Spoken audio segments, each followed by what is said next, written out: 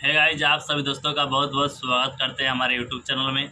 आ चुके हैं फिर से एक और न्यू वीडियो लेकर और जा रहे हैं हम फिर से अपना क्लास करने के लिए 71 बीपीएससी का दोस्तों। ठीक है, चलिए पढ़ते हैं और आप सभी दोस्तों को बताते हैं आज हमें क्या नया कुछ सीखने को मिलता है दोस्तों। ठीक है, पिछले वाले वीडियो में हमने आप सभी दोस्तों को वर्चुअल करेंसी को बता ही दिया है, तो अगर उस वाले वीडियो का आप सभी दोस्तों ने नहीं देखा है तो आप हमारे डिस्क्रिप्शन में जाकर उस वीडियो का लिंक मिलेगा, वहां से देख सकते हैं। उससे पहले हम जा रहे हैं क्लास करने के लिए, क्लास करते हैं, उसके बाद आप सभी दोस्तों को बताते हैं हमें क्या नया कुछ सीखने को मिलता है। ठीक है दोस्तों।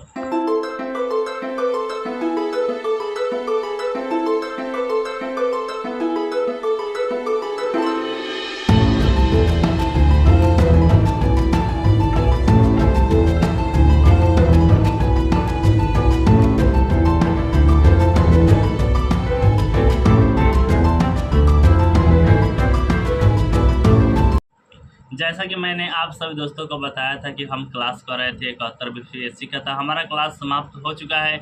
आइए जानते हैं क्या कुछ नया सीखने को हमें मिला है दोस्तों। ठीक है, तो पढ़ाई शुरू हुआ है। सबसे पहले कि साख कहाँ से मिलता है, यानी कि ऋण कहाँ से मिलता है और ऋण को नियंत्रण कौन करता है दोस्तों। तो आइए जानते हैं। ऋण को नियंत्रण करता है आरबीआई।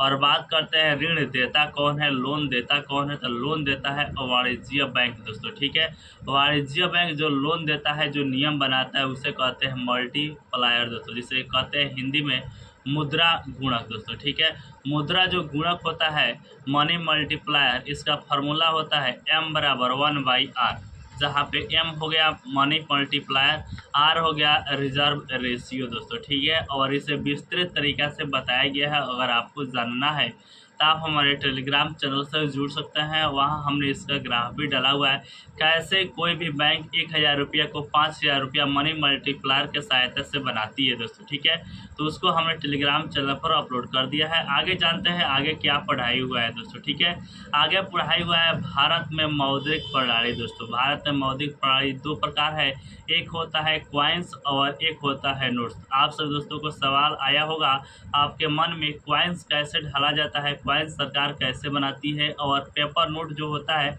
वह कैसे छपाई होता है। आइए जानते हैं इसके बारे में विस्तार पूर्वक से। तो सबसे पहले बात क्वाइंस में क्या क्या आता है, तो क्वाइंस में आता है जितने भी सिक्के हो गए वह सब प्लस में 1 रुपये का नोट। जी हाँ दोस्तों, यह आता है क्वाइंस के अंतर्गत। वहीं बात की जाए पेपर नोट, पेपर नोट में आता है ₹2 और इसके ऊपर के जितने भी नोट होते हैं सभी आते हैं पेपर नोट। बात करते हैं क्वाइंस कैसे छापा जाता है, तो क्वाइंस छापा जाता है दोस्तों इंडियन क्वाइंस एक्ट 1906-2013 में रिवाइज हुआ है, इसके अंतर्गत ही क्वाइंस छापा जाता है दोस्तों। ठीक है, क्वाइंस और 1 रुपये के नोट पर वित्त सचिव का हस्ताक्षर होता है। ठीक है, बात कर लेते हैं और क्या क्या इसमें पढ़ाई हुआ है क्वाइंस में। सबसे पहले हम क्वाइंस को डिटेल पूर्वक जान लेते हैं, उसके बाद हम पेपर नोट्स के बारे में जानेंगे। तो सबसे पहले बात कर लेते हैं क्वाइंस को कहाँ कहाँ पे छपाई होता है, कैसे पहचानेंगे कौन सा क्वाइंस कहाँ पे छपा गया है दोस्तों। ठीक है, तो 4 जगह छपाई होता है क्वाइंस के, ढलाई होता है क्वाइंस का। सबसे पहले ढलाई होता है मुंबई में, जिसका स्थापना हुआ है 1829 में। अगर आपको पहचानना है कि कैसे पहचानेंगे कि यह छपाई मुंबई से हुआ है, तो इसका चिन्ह होता है B और M। जी हाँ दोस्तों, B और M अगर सिंबल बना हुआ है तो आप समझेंगे कि छपाई हुआ है मुंबई में। दूसरा होता है दोस्तों हैदराबाद, जिसकी स्थापना होती है 1903 में, और यहाँ पर क्वाइंस पर सिंबल चिन्ह रहता है क्या, तो स्टार का चिन्ह बना रहता है दोस्तों। ठीक है, तीसरा होता है कोलकाता में छपाई की स्थापना हुई ढलाई की, जो कि है 1957 में, और इस पैसे पर कोई भी सिंबल नहीं रहता है।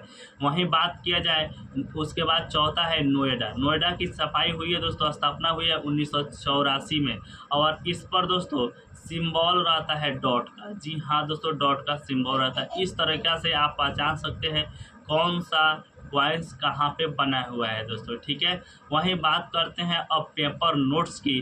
तो पेपर नोट्स में जानने से पहले एक और हम आपको बता दें कि अधिकतम 1000 का क्वाइंस ढाल सकती है भारत सरकार। ठीक है, वहीं बात की जाए नोट्स में, तो 10,000 रुपये तक की भी नोट जारी कर सकती है भारत सरकार दोस्तों। ठीक है, अब बात कर लेते हैं जो पेपर नोट्स होता है वह कहाँ कहाँ पे छापा जाता है दोस्तों। वह छापा जाता है नासिक महाराष्ट्र में, देवास मध्य प्रदेश में, साल्वोनी वेस्ट बंगाल में और मैसूर कर्नाटका में पेपर नोट को छापा जाता है दोस्तों। ठीक है, आइए जानते हैं आगे। उसके बाद दोस्तों पढ़ाया हुआ है भारत में प्रिंटिंग प्रेस कहाँ कहाँ पे है दोस्तों। तो जैसा कि मैंने आप सब दोस्तों को बताया, सबसे पहले करेंसी नोट प्रेस महाराष्ट्र में, जिसकी स्थापना होती है 1928 में, जो कि भारत की सबसे पुरानी प्रिंटिंग प्रेस है। दूसरा में बात की जाए बैंक नोट प्रेस देवास, जो कि मध्य प्रदेश में है, और यहाँ पे नोटों को छापने के लिए स्याही या इंक भी तैयार किया जाता है। यह जो प्रिंटिंग जो प्रेस है, इसे भारत सरकार के अंतर्गत आती है। जी हाँ दोस्तों, भारत सरकार के अंतर्गत काम करती है। वहीं बात की जाए तीसरा है भारतीय रिजर्व नोट मुद्रण प्राइवेट लिमिटेड, जिसके अंतर्गत साल्वोनी वाला और मैसूर कर्नाटका वाला आता है दोस्तों। वहीं बात की जाए चौथा में सिक्योरिटी प्रिंटिंग प्रेस हैदराबाद और इंडिया सिक्योरिटी प्रेस नासिक। यहाँ पर भारत सरकार के बॉन्ड और पोस्ट ऑफिस की जितने भी स्टाम्प पेपर होते हैं सभी यहाँ पे छपाई किया जाता है दोस्तों। ठीक है, उसके बाद दोस्तों पढ़ाई हुआ है नोट छापने का दर। भारत सरकार किस बेस पर नोट छापती है, यह भी दो प्रकार से छापा जाता है। सबसे पहले 1956 के पहले कुछ दूसरा तरीका था और 1956 के बाद कुछ दूसरा तरीका है। बात कर लेते हैं 1956 के पहले। तो कितना भी आरबीआई, आप सब जो जानते हैं कि नोट छापने का काम आरबीआई का है, वित्त मंत्रालय के अधीन पर दोस्तों। ठीक है, तो आरबीआई जब भी नोट छापती है 1956 के पहले, तो 40%, जी हाँ दोस्तों, मान लीजिए 200 करोड़ का 200 अपने पास रिजर्व रखना होता था। ठीक है, 200 करोड़ रिजर्व रखना होता तो पहले 40% गोल्ड पहले रख लेती थी, उसके बाद नोट छापती थी दोस्तों। ठीक है, लेकिन 1956 के बाद जब आया न्यूनतम आरक्षित प्रणाली, जिसमें 115 करोड़ रुपये का गोल्ड रखती है और 85 करोड़ का रुपये का विदेशी मुद्रा रखती है अपने पास दोस्तों रिजर्व में। वहीं बात की जाए उसके बाद दोस्तों पढ़ाई हुआ है विमुद्रीकरण, जिसे कहते हैं डीमोनेटाइजेशन। तो भारत में कब कब डीमोनेटाइजेशन हुआ है, आइए बारी बारी से जानते हैं। सबसे पहले डीमोनेटाइजेशन क्यों किया जाता है, इसके बारे में आपको हम बताते हैं। अर्थव्यवस्था में अगर काले धन आ जाए जिस पर कोई टैक्स ना दिया है, उसके चलते भी आपको डीमोनेटाइजेशन देखने को मिल सकता है। नकली मुद्रा को ख़त्म करने के लिए भी डीमोनेटाइजेशन होता है दोस्तों।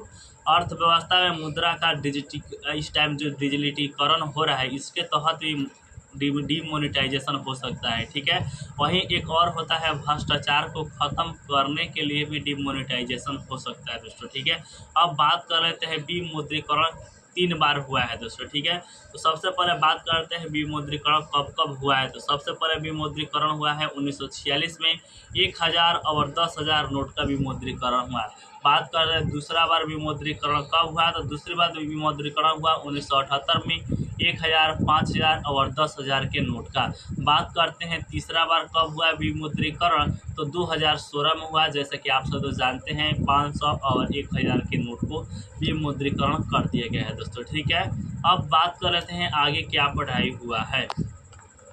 इसके बाद दोस्तों पढ़ाई हुआ है तरलता जाल, जिसे कहते हैं लिक्विडिटी ट्रैप दोस्तों। ठीक है, यह क्या होता है आइए जानते हैं।